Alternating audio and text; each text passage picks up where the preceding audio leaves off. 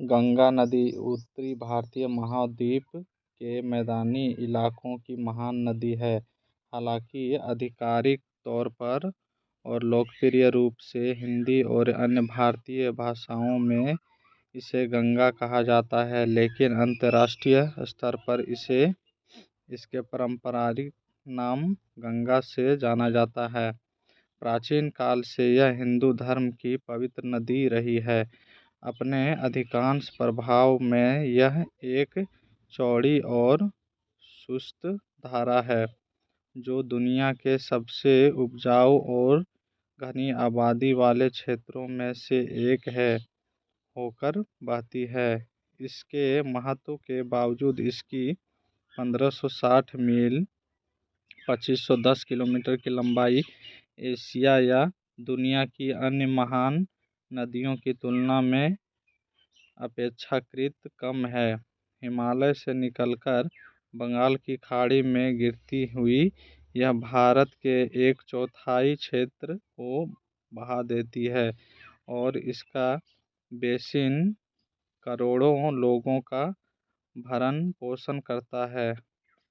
बड़ा हिस्सा सिंधु गंगा का मैदान, जिसके आर पार यह बहती है, उस क्षेत्र का हृदय स्थल है जिसे हिंदुस्तान के नाम से जाना जाता है, और इसे यह ईसा पूर्व तीसरी शताब्दी में अशोक के मौर्य साम्राज्य से लेकर 16वीं शताब्दी में स्थापित मुगल साम्राज्य तक क्रमिक सभ्यताओं का उद्गम स्थल रहा है।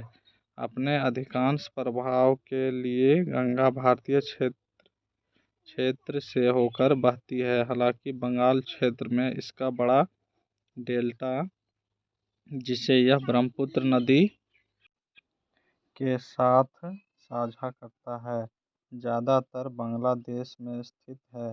नदी के प्रवाह की समस्या दिशा उत्तर पश्चिम से दक्षिण पूर्व की ओर है।